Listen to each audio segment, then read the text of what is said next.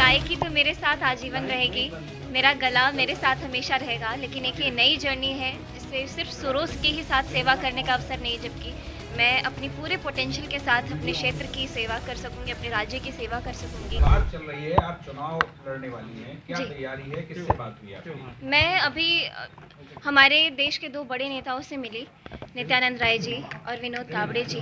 मैं पटना बिहार में उनसे मिली और जिस तरीके से फ़ोटो और कैप्शन के साथ उन्होंने शेयर किया, तो ये मेरे लिए भी बहुत मतलब मैं हमारे परिवार में सब बहुत खुश थे कि मुझे उस हिसाब से देखा जा रहा है और मैं बहुत एक्साइटेड हूँ इस नई जर्नी के लिए।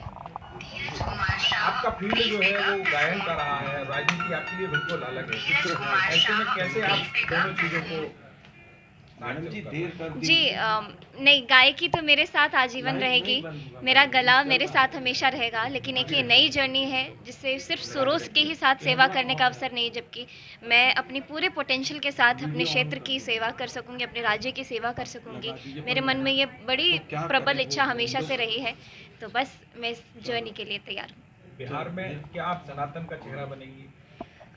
मेरी विचारधारा वही रही है हमेशा से। आप लोग तो मेरे भजन सुनते हुए आ रहे होंगे, तो सनातन का चेहरा, क्योंकि ये नए तरीके से नए टर्म्स के साथ अब लोग मुझे सवाल पूछने लगे हैं, ये मैंने पिछले 2 दिन में ये चेंज देखा है।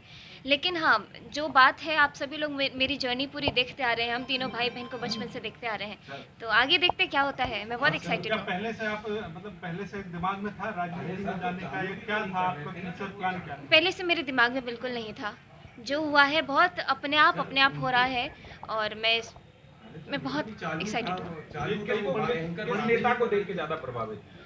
मैं हमेशा से, अगर पॉलिटिकल लीडर्स की बात करी जाए तो मोदी जी हमेशा से आदर्श रहे हैं।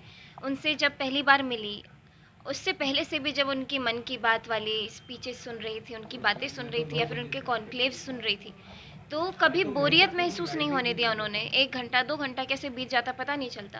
तो बस कहीं ना कहीं इंटरेस्ट उन्हीं को सुन करके डेवलप हुआ, लेकिन मुझे नहीं मालूम था कि मुझे इतनी जल्दी मौका भी दिया जाएगा और मुझ पर इतना भरोसा जताया जाएगा। तो कौन सी सीट है जिनसे लड़ने की तैयारी? सीट अभी निर्धारित नहीं हुई है, लेकिन मैं चाहूँगी, मेरी प्रेफरेंस है कि दरभंगा मधुबनी, जो दोनों मेरा खुद का घर रहा है, तो देखूँगी कि मुझे चाहत यही रहेगी कि दोनों में से कहीं से भी सीट मिले।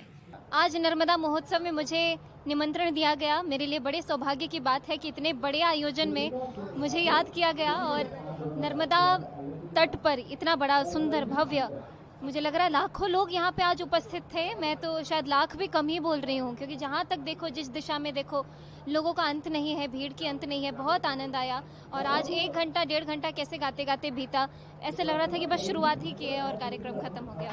बिहार में इलेक्शन अनाउंस हो गए, आपकी भी लड़ने की संभावना जताई जा रही है। ऐसा बहुत सारा, मैं भी टीवी पे देख रही हूँ।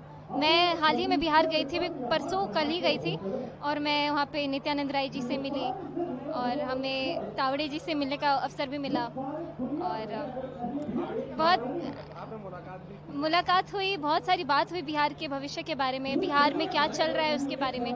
देखते हैं, अभी कुछ ऑफिशियल अनाउंसमेंट नहीं हुआ है और आगे क्या होता है देखते हैं। मैं अपने गांव के क्षेत्र में ही जाना चाहूँगी, क्योंकि वहाँ से एक अलग जुड़ाव है और वहाँ से शुरुआत मुझे सीखने को भी मिलेगा, लोगों से मिलना जुलना, लोगों की बातें सुनना मुझे ज़्यादा समझ में आएगा अगर मैं अपने गांव से शुरुआत करूँ तो।